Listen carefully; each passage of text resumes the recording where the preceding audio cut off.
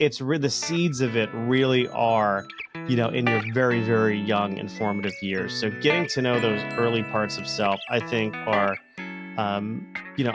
critical. Hello and welcome to our Healthy Adult Podcast. And I have a big smile on my face because I'm super excited about a conversation I get to have today with Mike Carlon, who is an author and has his own podcast called Uncorking the Story. And I actually went on his podcast and he definitely uncorked my story. Literally. And then, I'll let him share with you how he knows about pivot and healthy adulting and all that stuff. So welcome. It's so great to have you here. Oh, Lori Jean, I am so happy to be here. Thank you so much for hosting me. You are so welcome. Yeah, I so appreciate who you are and what you do in the world and all of you. So this is going to be fun today. Well, you know what I think, where I think I want to start is, it's been really interesting. At Pivot, we've been getting so many people that write in and want to get help around codependency. So if you're open to it, would you mind sharing with our audience what has helped you with codependency and a little bit about codependency? Oh, sure. I'd like to say I'm codependent no more, to quote the title of the book, but not our book. not your book, not your book. Of course not. Yeah. Oh boy. So, I came to Pivot. Well, actually, why don't we start there, if that's okay? How I found out about you guys, because I think that's an interesting story. I was on a flight from New York to Los Angeles, and I sat next to a woman who, one of the things I learned that day is I did not have healthy boundaries, which I think that this is the irony of the whole thing, because I came to Pivot and that really helped me work on my boundaries. But the reason I got to Pivot was because my boundaries were terrible. And I sat next to this woman on an airplane, never met her before. We had a very intimate conversation for about 5.5 hours, which ended with, "Hey, Mike, you seem like a really nice guy. You should probably, look into this organization called Pivot because it could probably help you." And that's how I was introduced to Pivot. But I do, I think I know a thing or two about codependency, just having, been in codependent relationships. But is there anything specific you want me to reflect on, Lori Jean? Well, just really about how did the work that you did at Pivot really help you recognize your codependency and shift? Well, I like to think Pivot really helped me with all of the relationships in my life, not just romantic relationships, but family relationships with friends, but primarily the relationship with myself. I grew up in an environment, a very loving environment, but where I was always, the good child, right? If I ever expressed some kind of dissatisfaction with something, I was immediately scolded, not necessarily physically, but certainly emotionally. There was a lot of that going on because, my twin brother was the sick one, right? So he always had that sort of attention. And my two older siblings were much older, 9 years and 7 years. So they were kind of off doing their own thing. And then there was me. And if I ever rocked the boat, which is something that it came up probably within the first, 25 minutes of a deep Pivot conversation on day one, this notion of rocking the boat. If I ever rocked the boat, there was a consequence to that, and that consequence wasn't always positive. So in later life, in my adult life, if I was ever in a situation where I rocked the boat in a relationship, then that would lead to conflict, and it would make me feel extremely uncomfortable. I was very conflict averse. But so you lost your voice. Oh, I lost my voice. I felt as if I didn't matter in many of my relationships. My pain body was being unseen because I always kind of blended into the background like a little chameleon. which was positive in the sense that it reduced conflict. It was negative in the sense that I was denying myself, like a real authentic identity. And I carry that with me into, adult relationships and romantic relationships and into a marriage that, for a long time I had felt unseen in. Mm-hmm. Yeah, no, that's a great description. A lot of times people that are codependent, they're not being seen because what they're doing is they're abandoning themselves in order to take care of other people with a false positive, thinking that they're actually doing something good that's going to get them connected to that person. And then it ends up backfiring on the person because the other people feel controlled, right? Yeah. They feel controlled. Yeah. So that's a Absolutely. great description. And I really love that you use the words, didn't realize that I matter. Like what is good for me, and unpacking your story, your own real story, and finding out how you took on that role in your family because you didn't want to rock the boat. No, it was scary. It was a different type of gift to give your parents. However, it hurt you.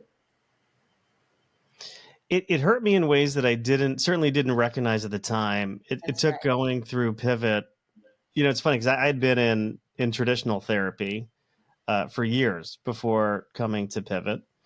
I probably got more out of Pivot, in the 5-day intensive than I did in years, talking to somebody else. And that this isn't meant to like diss, traditional therapy. I think it's fantastic and certainly very, very helpful. But there was just something about the Pivot process that maybe fast tracked everything. But really, when I think about like the younger me, right? Which if you remember, my name is Han. Like the younger Mike was named I'm sorry, younger Mike was Eddie. That was just going to say, Han was your adolescent self. Yeah, that's right. But Han. But it's but really thinking about Eddie, this young kid who was like really sweet, really, certainly not traditionally masculine in any sense of the word. I wasn't a sports kid. I was more of a theater kid, loved reading, loved making people laugh. That's part of where the Eddie name came from, was, from Eddie Murphy as a comedian. But just learning more about him and getting in touch with him, because our younger parts of self are always there, and they serve as protectors for us later in life.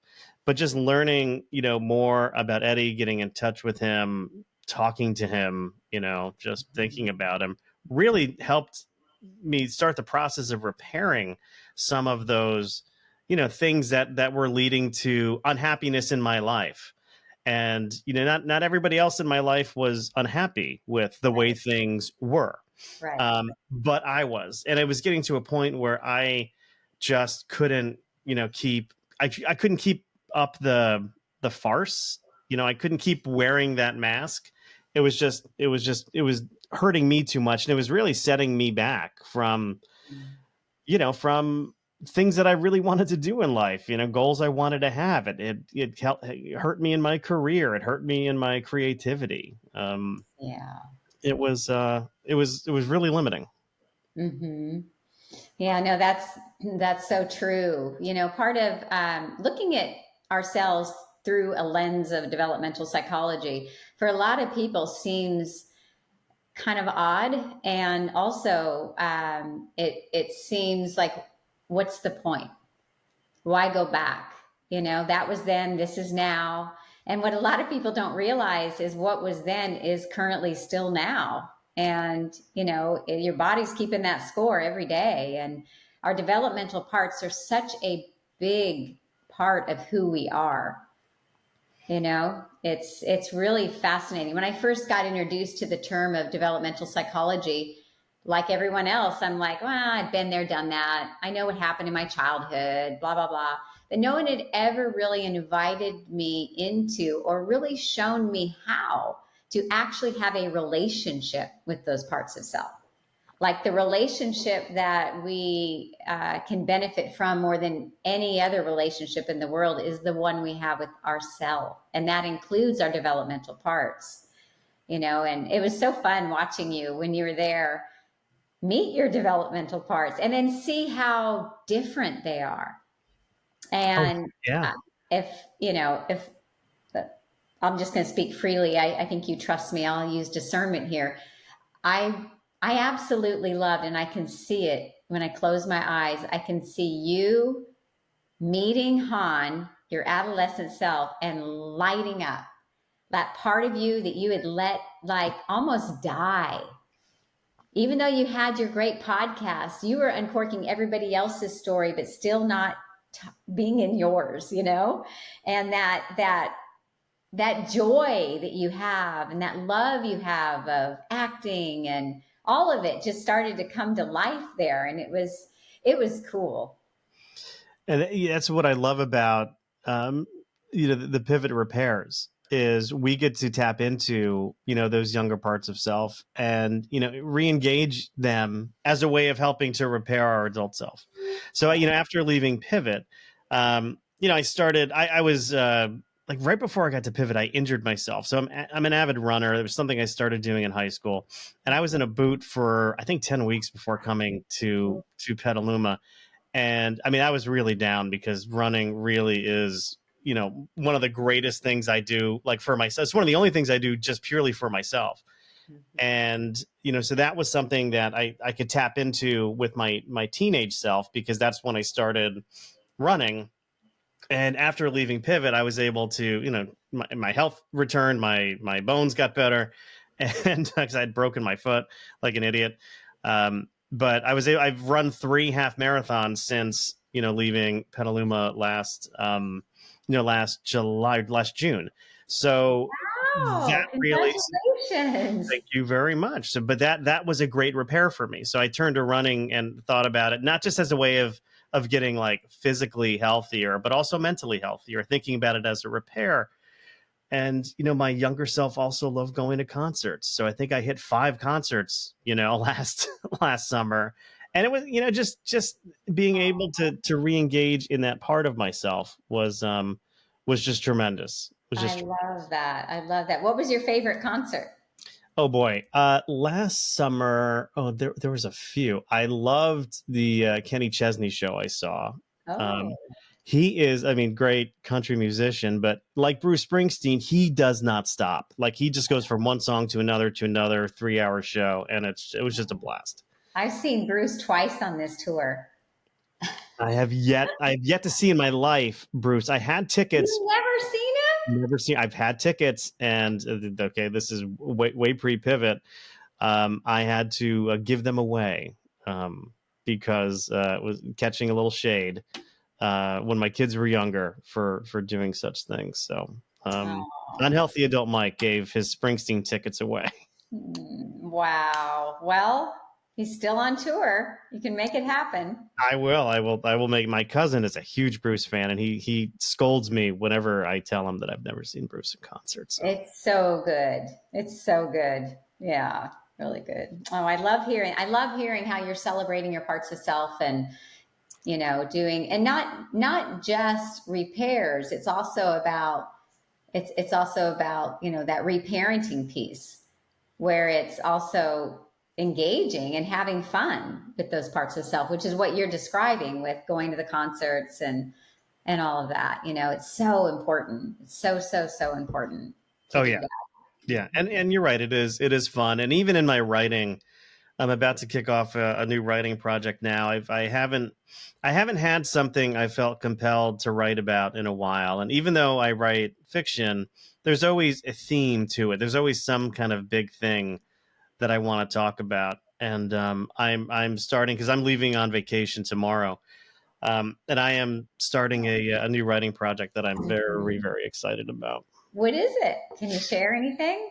It is still early days. The working title is called Visiting Hours, and it's about somebody who's investigating or trying to learn about this patient who winds up in a hospice, and doesn't know, doesn't have much of a backstory. Patient is barely conscious, can't share much, but there's something about this patient where my protagonist just feels like he needs to learn about them. And it goes into, I don't know if you're familiar with end of life dreams and visions that, many hospice patients Oh, have yeah. at the end of their life. But given the recent passing of my brother, I just feel really, the story just kind of came to me, and I just feel like, it's like my brother coming through and just like whispering this Hmm. into my ear. So I need to write it, and I need to capture it. But that's all I can really share about it right now. It's going to be, I mean, there's going to be humor in it because it is a Mike Carlon novel.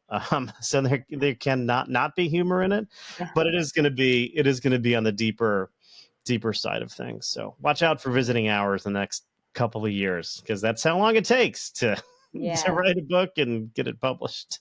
that's right. That's right. I love that. And I really love how you're honoring your brother. Thank you for sharing that with our audience. I mean, we work with a lot of people around grief, and part of, when we're grieving the loss of someone, I think it's really important to also look at how we continue to let them live with us.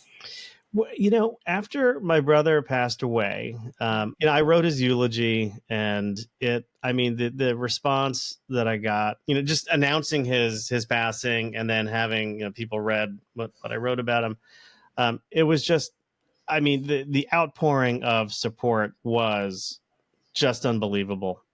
People I hadn't heard from in years, people I grew up in Florida with in the 70s and early 80s, who I hadn't seen in, you know, since I was, calling myself Han or Eddie. Mhm. Um, it was beautiful, but my Jewish friends, they have this saying. It says, "May his memory be a blessing." And it's like every single one of my Jewish friends said that same thing. And I thought it was so beautiful. And it was so true, because his memory is a blessing. I mean, my brother was a ray of light in our world. Um, and his memory, like, I think about it, and I'm still grieving. It's only been a little over 2 months. I found myself this morning. I went for a run in a park where he liked to walk in, and I just sat, after my run was done, just sitting on the a bench that overlooks a pond, and I was just sitting there talking to him, right? So I just do this thing, and I started to tear up, and then I got angry because he's gone, and then this like little turtle just pops its head out of the water in the pond, and I'm like, "You son of a bitch!" Like, because I believe that there are signs in the world, and not that my brother was into turtles or anything. He was definitely into hummingbirds, but it was just like this little sign that this like little creature just kind of broke the stillness of the water and just grabbed my attention, and I just started to smile. But Mm. yeah, What a grief. beautiful story. Well, thank you. Yeah, thank you for sharing that, And it really is so important. And my experience with grief is that it comes and goes like the ocean, Sometimes it's big. I mean, God, I lost my mom when I was a teenager, and I always talk about there's not at least a Mother's Day every couple of years where I have to look at that long row of cards at a CVS and feel that pain, of losing her. And I think keeping it alive somehow, it is a blessing. I mean, the truth is there would be no pivot without my mother. Right.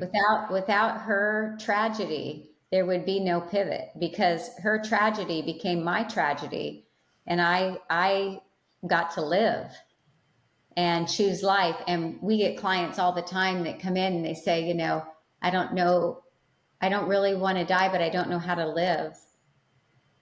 I feel like dying, but I don't know how to live. I think about dying, but I don't know how to live. And they're not really, they don't have a plan, but they really are that broken. And I love that I have the memory of my mother to get people to understand that they get to choose. So instead of, just going right into, oh my God, oh my God, oh my God, it's like, let's take a look at that. Right. That's the blessing I got from my mom. It's like it's really important to find that. It's going to be so cool for you to write that book. Yeah, it's the first thing I've been really excited about. I've had a couple of false starts over the past Mhm. year and a half or so. And, I put a lot of my energy into promoting other people's work. And now it's like I've got this gift that I need to share, and I need to do this, for myself. Yes. And then it'll be like another healing for me. Because Yes. the grief, it's real. Like I am, Hmm. it'll always be there. Like there's a hole that will never be quite filled. Um, and it's funny. I remember the day he died.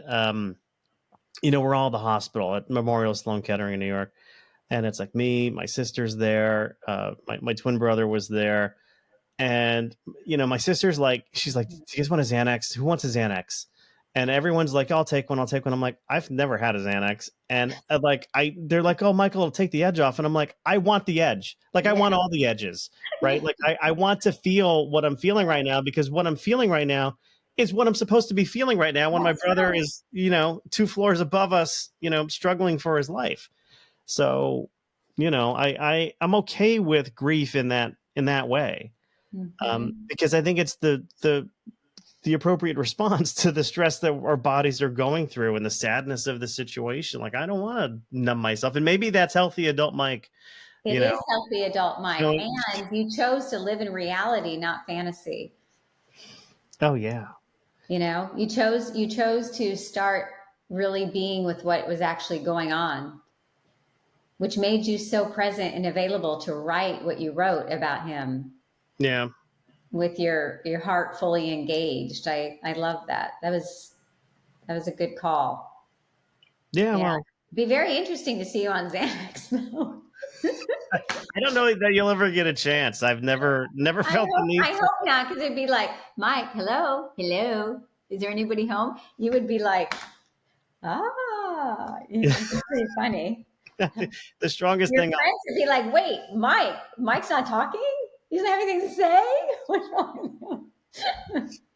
It'd be like a frontal lobotomy. I mean, it would not be pretty. No, I'm okay with reality most days, at least 70% of the time. Yes. Ah, ha, ha. That's for our pivot listeners. No pun intended there with the That's 70%. a little Easter egg for you. Yes. Yes, yes, yes. Well, gosh, it's so fun getting caught up with you. And I'm just sitting here thinking about any other topics we want to dive in. We've got a little more time here. How are your relationships going? I think they're going well. Far from perfect. Perfect is not the goal, though, because I don't think that they can be. But I could just say, just night and day since coming back from Petaluma and the Glass House in June of June of 2022. Yes, June of Mhm. 2022.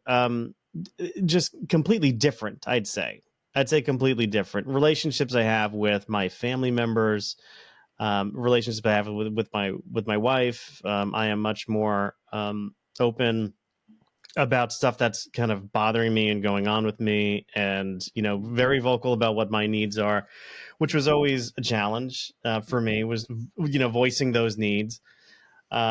And it's made a big difference in all of my relationships. Relationships with my father, with my brother, with my sister, with my wife, friends. I've had to spot relationships that were not healthy for me, Yeah. where I had to, move them from, hey, these people probably shouldn't have been goods, right? Mhm. Going back to circle boundaries, these probably should have been acquaintances at best, and maybe in some cases outers, just due to the volatility of certain relationships. And while that's difficult, it was necessary.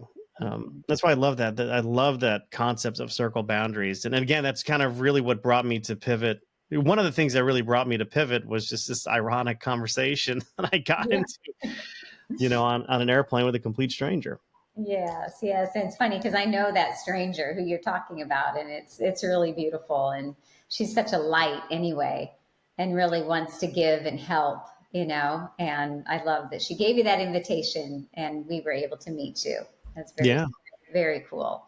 And No. your kids, where are they now? Are they Oh, college? my kids. I just Yeah. moved. So they're entering their senior year of college right now. Wow. I moved two of them. Two of them go to the same school. So I moved them both up yesterday. I should say we moved them both up yesterday. And my other daughter goes to a different school about 20 minutes away, although she lives there, not here.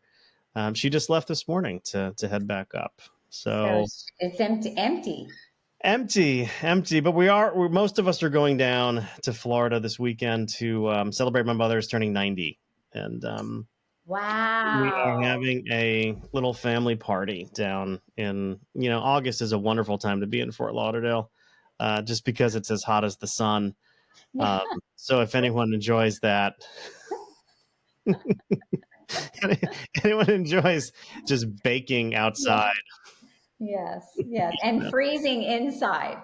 Oh, free. Well, yeah. Unless you're at my parents' apartment though, because they keep it at a balmy 82 degrees inside. Oh, Because see, I'd like that. I would like that. it doesn't bother me as much. I mean, I do feel like I'm going to bed doing Bikram yoga, but I it doesn't bother me. Other people in my life cannot deal with those climate issues. Yeah. So we are renting a house for everybody to kind of go in, and Mhm. it'll climate appropriate climate on the inside, let's say. Mhm. What a wonderful celebration. Your mom reaches 90. Are you going to write something and present something to her? I will definitely write something. I have a picture book that we put together of about 400 photos through the years, and sadly, my mother's memory is not so good. She doesn't remember much. So writing something, maybe not the best method of communicating with her, but she looks at pictures You all the could do time. a So really great stand up, though. She won't remember. No. she won't remember, but my dad appreciates the Yeah. jokes. So I'll certainly do something for him and for everybody else who's Yeah. gathered there. And she'd probably like it. Yeah. She's gonna, that's what a great gift for her to have all of her loved ones around, celebrate that, you It's know? what she lives for. Honestly, it's what she lives for. Mhm. She's at her best when her family is around her. So Yeah. Well, it's many of us are like that. I know yeah. I sure am. When my kids go off to school, like I get really sad. It's like believe me, it's easier when they're not around. Mhm. The house is a lot cleaner, but Mhm. I miss them. Like I miss the noise, I miss the chatter, I miss their friends coming over and the giggling, and even the arguments sometimes, because they do argue. But Yes. Yeah. it's the way it's supposed to be, but it's also they're supposed to leave, they're supposed to fly the nest, and then that's how our relationships change too. Like they get more independent, you know and that's a good thing for them. It's a Mhm. good thing, but Yeah, they're all it's always an interesting time in life. I know we get a lot of clients, couples that engage with Pivot when they become empty nesters, is the term, right? yeah. Because it's almost like they're entering a new relationship. They're like, wait, you? What are you all about? I Yeah, haven't spent this much time with you, right? It's it's very a real different. thing. I know a lot of couples who their marriages dissolve after the kids go away, or maybe they've been waiting for their kids to go away to sort of dissolve. But you really do have to learn who you are as a couple again in a different way, because That's for us it was somewhat unique. We had our kids very young. We have triplets, so they all came to us at the same time. They all left us at the same time. right. Mhm. And then it's like a shock. It was a shock when they first came home from the hospital, and now you're dealing with sleepless nights and a complete lack of alone time, or that kind of physical intimacy certainly gets put on hold for a while. And then when they leave, it's like, well, who am I now that they're gone? Because we Exactly. wrap ourselves up in this role of parent, Mhm. and we haven't necessarily wrapped ourselves up in the role of spouse or partner or lover. Well, And you can always come back with her. it would be a great thing if Yeah. both parties were interested in doing such a thing. I think, Yeah. that's another side of the coin is, when you do all this work on yourself and you have all these insights into yourself, and you feel great and better about yourself. If the other person in the relationship hasn't done that work yet or is hesitant to do that work, that could lead to some conflict or change in a relationship. It always leads to change, because how can one change and the dynamic not change, right? The cool thing is, though, sometimes when one changes, it can actually shift the dynamic enough where things actually start to progress and get better. That's happened a lot. And the other side of that is sometimes, it eventually leads into a strong invitation to have someone join you there. We get a lot of people that come in and really want their spouse to do some deeper work and understand their own developmental parts so they can communicate from in that language, have that shared language. And so it's really cool, when both parties are able to engage, and change also happens when one side of the coin changes. Yeah. Yeah. It's interesting. Yeah. Yeah, it's like the catalyst, right? One person could be the catalyst. Mm-hmm. So Mm-hmm. Yeah, definitely. Yeah. And that's right. You have triplets. yes, Wow. triple trouble, triple trouble. Yeah. Yeah. That's a whole nother conversation. Parenting triplets. You know, I had two kids, they were 18 months apart, and I thought that double stroller was something. hey, the looks I got I bet. pushing a triple stroller, through the neighborhood, because that's what I would do weekend days, right? I Did would you load go them for the triple wide or the triple long? long. Long is the only way to go. The wide it's too wide. Like you can't even navigate. It's awkward. Long, lengthwise though. And then you got to be careful. You got to put the heavier ones in the back, because if they're in the front, then all of a sudden you're going, head Yeah. over heels. But Yeah. And the you got to really plan your route, because you want to make sure you got enough room to cut those corners. oh yeah, yeah, and avoiding hills is also a great idea, Uh-huh. because I live in the Northeast. We have nothing but hills. You will build up some good calf muscles by pushing a Mhm. triple stroller for a couple hours at a time. But the looks you get from people, it's and then all of a sudden you learn that we're all taught in life that there's no such thing as a stupid question, right? I disagree, because people used to see me walking and they'd be like, "Are they triplets?" And I'm like, I'm just into babies. Like, why would I have three babies like who look like the same age, just walking them? Like, am I the neighborhood baby walker, right? So, and then people would ask, "Is it hard having triplets?" And I'm like, you know what? I went from having zero kids to three kids in the span of 3 minutes. Like, you tell me if you think it's hard having triplets. It's like yes, it's hard. It's very hard. It's hard having one baby. Now I'm having Which three with zero developmental part experience. is this? What's that? Which developmental part are we listening to right now? Oh, I don't even know. This is like angry. It's like angry Han. I think it's like I can't go see you two because these three are here. No, I'm kidding. I'm kidding. Yeah. Oh, that's cute. Anyway, well, before we wrap up, I'd love to just circle back to that initial question about the codependency. Like, can you give us just a couple of tips of what you would suggest to somebody that was coming to Pivot, wanting to actually address codependency? What would you say to them? I would say, really, really spend the time thinking about your developmental parts, because codependency doesn't just happen, right? It doesn't just show up out of the blue in an adult relationship. The seeds of it really are, in your very, very young and formative years. So getting to know those early parts of self, I think are critical.